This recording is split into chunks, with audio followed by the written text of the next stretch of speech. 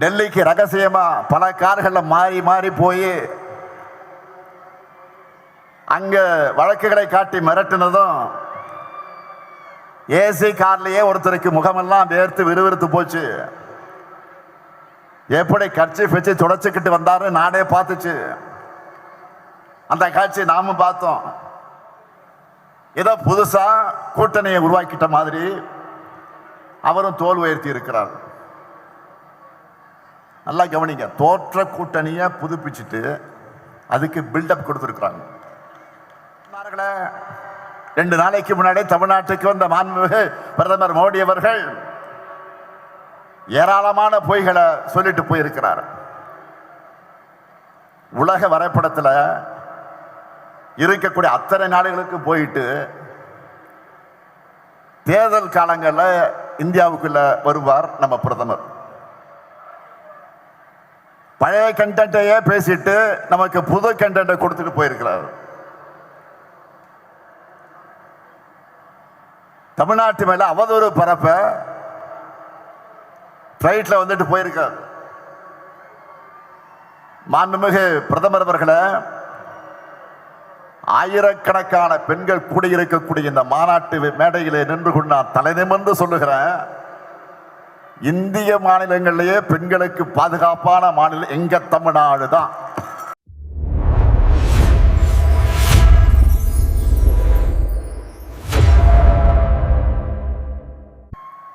வீட்டை மட்டுமல்ல, கழகத்தை நாங்கள் காப்போம் என்கிற உணர்வோடு கருப்பு சிவப்பு கடல் போல திரண்டிருக்கீங்க. வீட்டையும் கழகத்தை மட்டுமல்ல,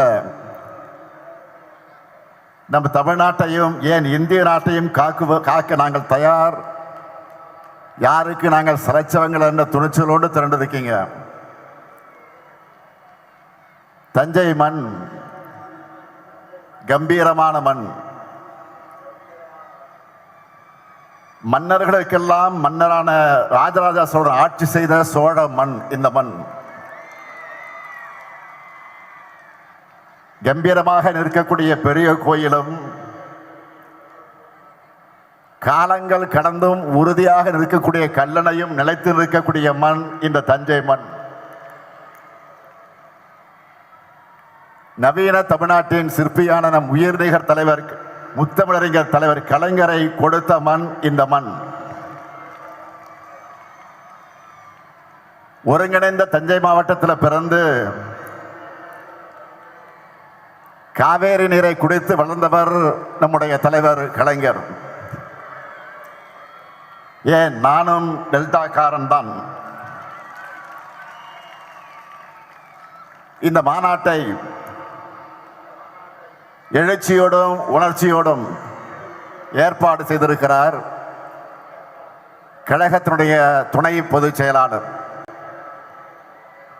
நாடாளுமன்ற குழுவினுடைய தலைவர் என்னுடைய அன்பு தங்கை கனிமொழி அவர்கள்.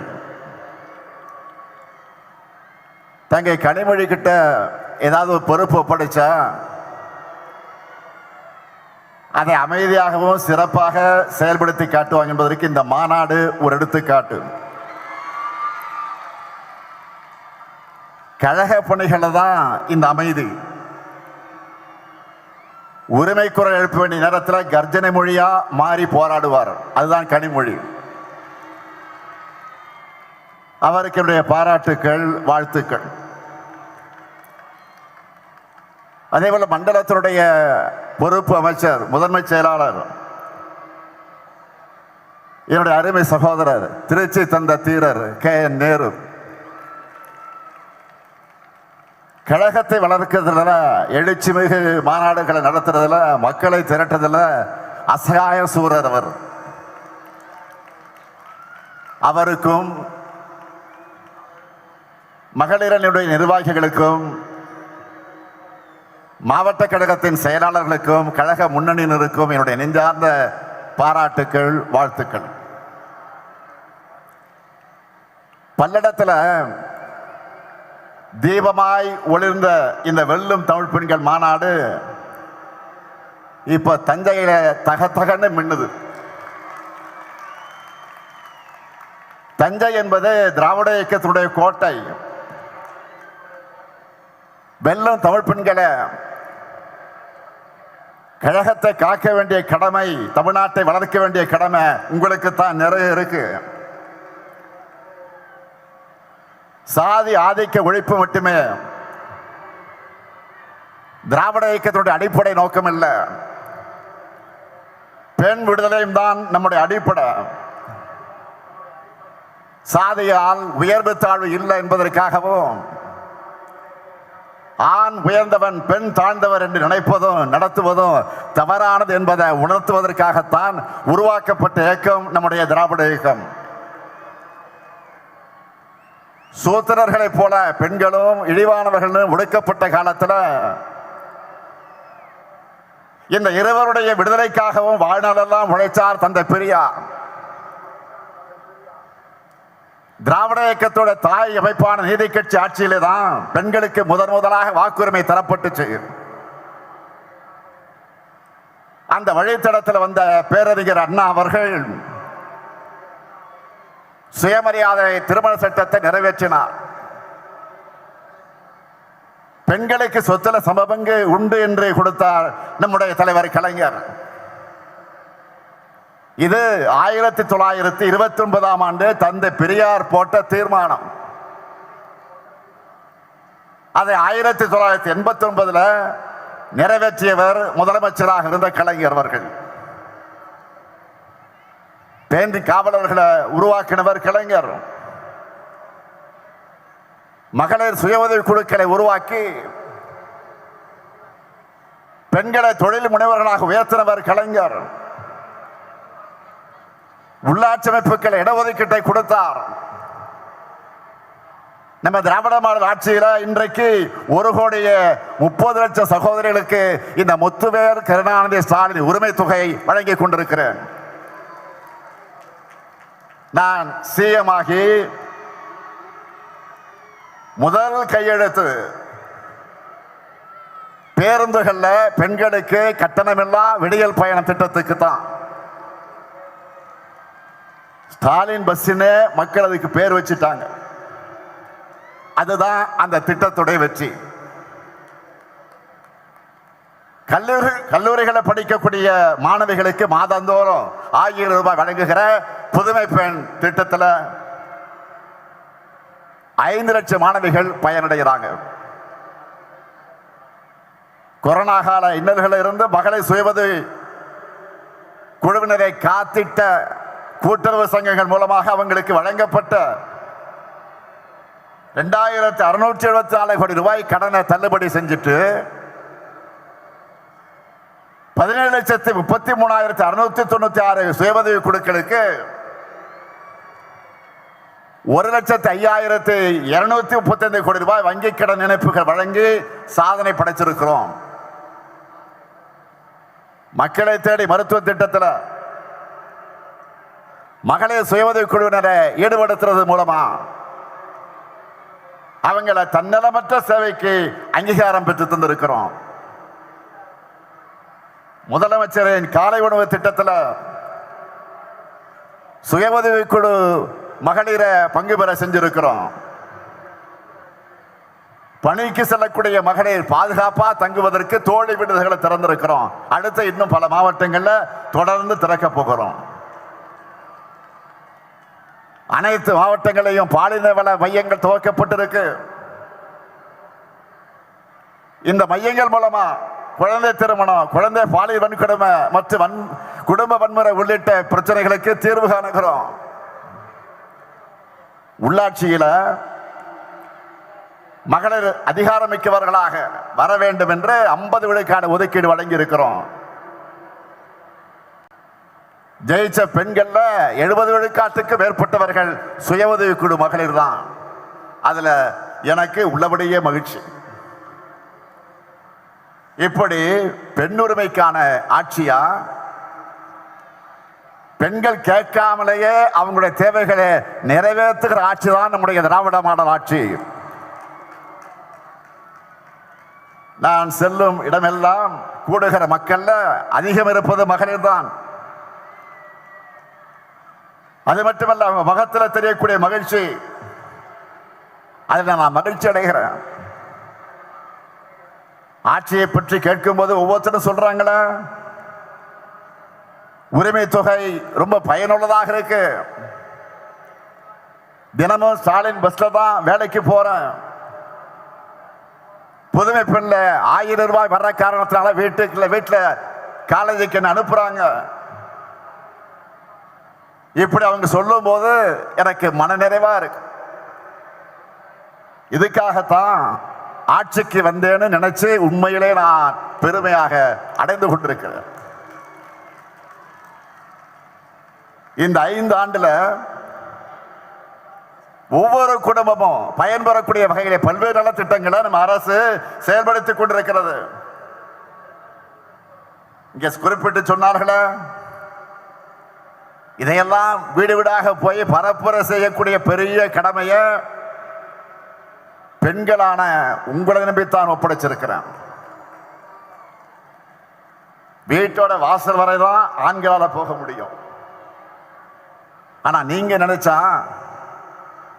ஹாலுக்கு போகலாம், கிச்சனுக்கு போகலாம், ஏன் அந்த வீட்டு பெண்மணியோட மனசுக்குள்ளேயே நுழைய முடியும். நீங்க அதுதான் மகளிருக்கு இருக்கக்கூடிய பவர். மகளிர் தான் எப்பவுமே பவர் ஹவுஸ். மகளிர் குழுவினரோட பயணம் ஒவ்வொரு பாகத்திலும் பிப்ரவரி 1 முதல் மார்ச் 8 வரை மகளிர் தினம் வரை நடக்க போகுது. அதுக்கு நீங்க எல்லாம் தயாராகிட்டீங்களா? 1 பிப்ரவரி 1 8 வரை மகளிர் தினம் வரை நடக்க போகுது பிரச்சாரம். தயாராகிட்டீங்களா? கேட்கல.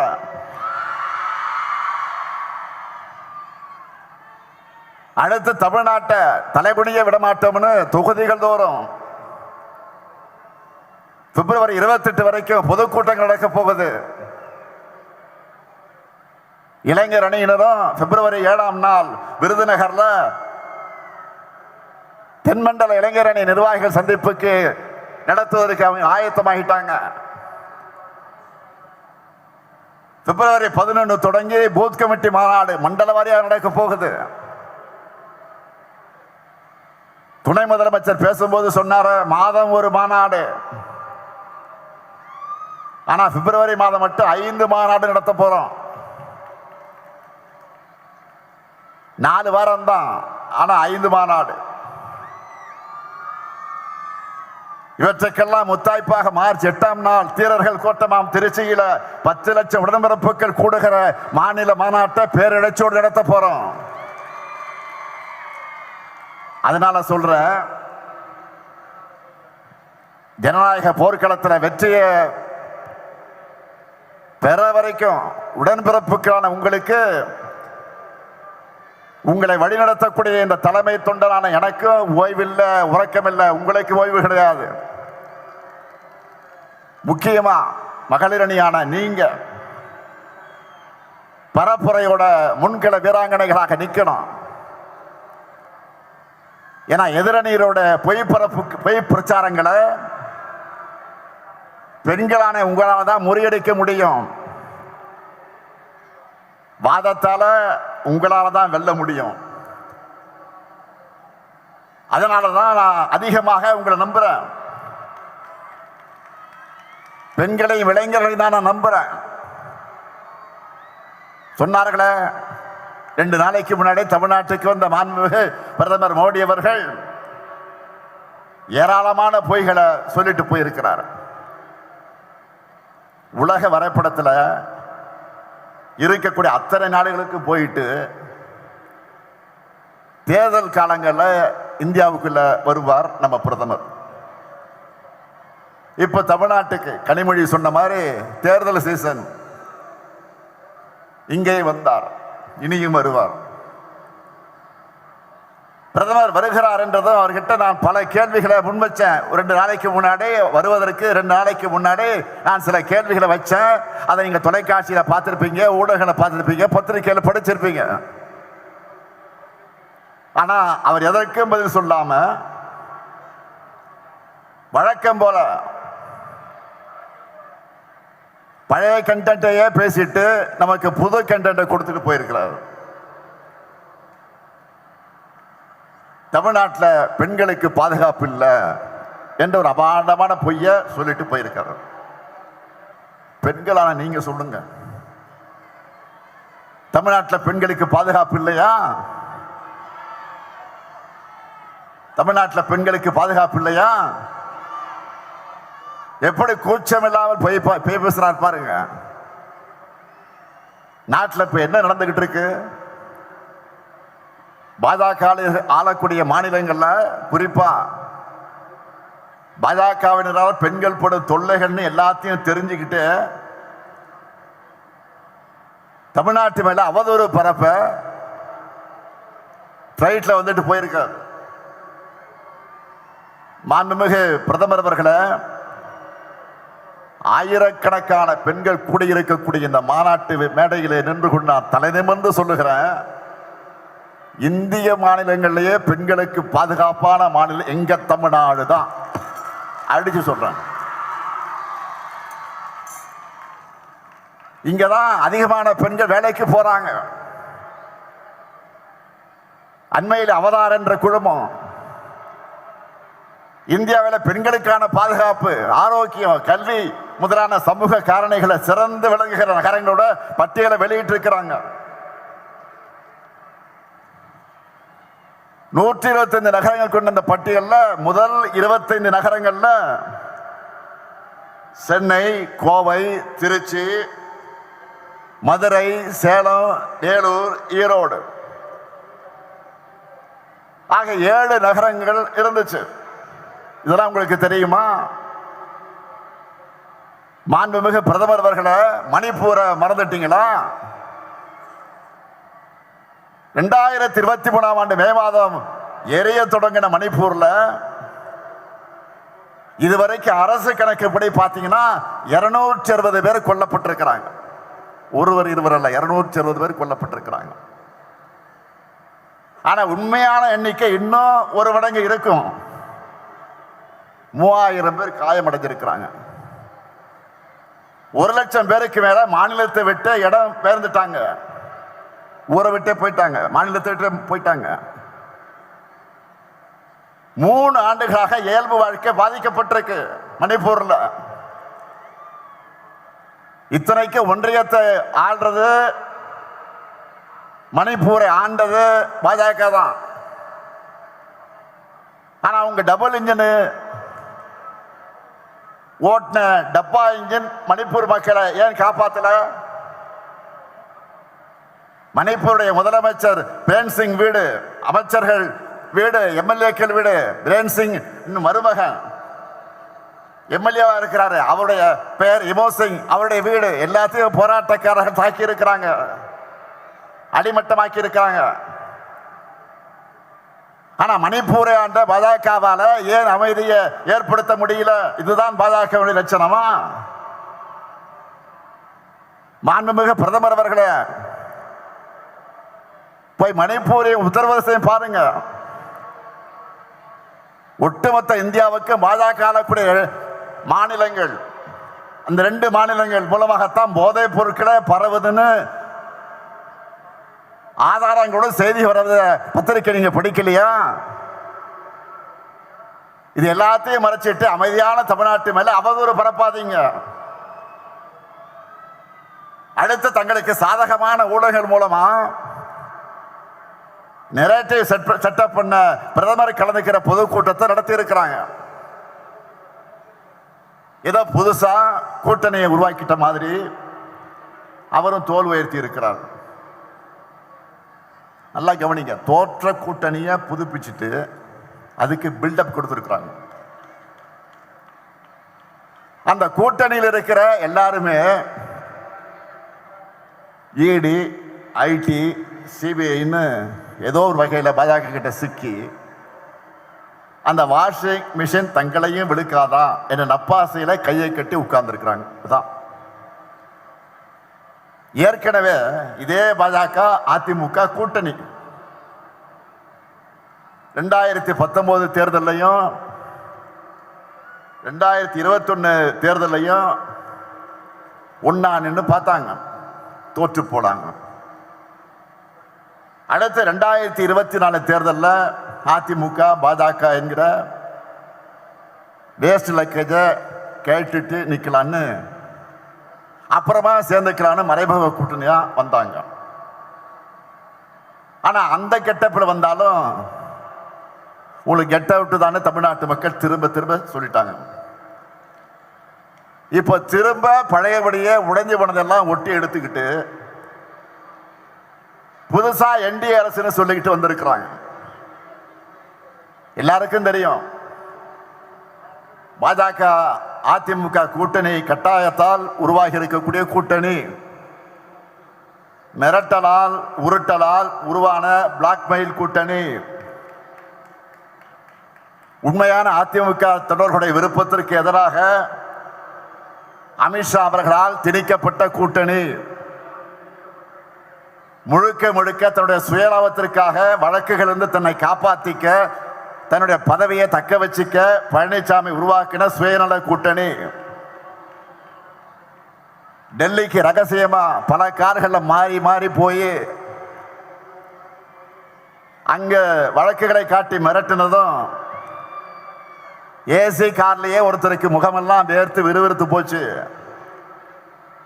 எப்படி கட்சி வச்சு தொடச்சுக்கிட்டு வந்தாரு நாடே பார்த்துச்சு. அந்த காட்சி நாமும் பார்த்தோம்.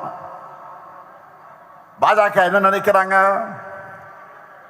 திரும்பவும் தங்களுடைய கண்ணசவைக்கு ஏற்ப தலையாட்டுகிற எடுபடிகளை வச்சுக்கிட்டு டெல்லியிலிருந்து தமிழ்நாட்டை ஆளலாம்னு பாஜக நினைக்குது. உங்களுக்கு தக்க பதிலடைய தமிழ்நாடு தரும். அதிமுக ஆட்சி என்ற பேர்ல பாஜகவோட பிராக்சி ஆட்சி நடந்ததையே ஏத்துக்காதவங்க தமிழ்நாட்டு மக்கள். இப்ப வெளிப்படையா பாஜக அரசுனே சொல்லிட்டு வந்தா உங்களை எங்களுடைய எல்லைக்குள்ளேயே அனுமதிக்க மாட்டோம். நடக்க போற தேர்தல் என்டிஏ வெர்சஸ் மதசார்பற்ற முற்போக்கு கூட்டணி கிடையாது. NDA versus Tamil Nadu. மறந்துடாதீங்க. தமிழ்நாடு என்றாலே தமிழ்நாட்டு மக்களுக்காக உண்மையா உழைக்கிற, நாடே திரும்பி பார்க்கக்கூடிய செயல் திட்டங்களை செயல்படுத்துற, தலை நிமிர்ந்து தன்மானத்தோடு போராடுகிற திமுக தான். எனவே மதச்சார்பற்ற முற்போக்கு கூட்டணிக்கு மீண்டும் வெற்றியை வழங்க மக்கள் தயாராகிட்டாங்க. பெண்கள், மாணவர்கள், வணிகர்கள், உழவர் பெருமக்கள், விவசாய தொழிலாளர்கள், நெசவாளர்கள், தொழில் முனைவோர், ஏழை எளியோர், அரசு ஊழியர்கள், ஆசிரியர்கள் எல்லாருக்கும் நம்மை நன்றாக புரிந்து கொண்டு நமக்கு ஆதரவை தொடர்ந்து தந்து கொண்டிருக்கிறார்கள். அவங்களுடைய நன்மதிப்பை, நம்பிக்கை நாம் பெற்றிருக்கிறோம். நான் என்னை விட அதிகமாக நம்புறது நம்முடைய தமிழ்நாட்டு மக்களைத்தான். எனவே என் மீது நம்பிக்கை வைத்திருக்கக்கூடிய மக்களை நாம் தொடர்ந்து சந்திச்சுக்கிட்டே இருக்கணும். என்றைக்கு எப்போதுமே மக்கள் கூடவே இருக்கணும். இதுதான் உங்களுடைய சகோதரனாக இருக்கக்கூடிய இந்த முத்துவேல் கருணாநிதி ஸ்டாலினுடைய வேண்டுகோள். எனவே அதற்கான பரப்புரை ஈடுபட வெல்லும் தமிழ் பெண்களை புறப்படுங்கள். மீண்டும் இந்த ஸ்டாலின் ஆட்சி, கழக ஆட்சி, திராவிட மாடல் ஆட்சி அமைய ஓய்வை மறந்து உழையுங்கள், உழையுங்கள். வெல்வோம் ஒன்றாக, வெல்வோம் ஒன்றாக. நன்றி, வணக்கம்.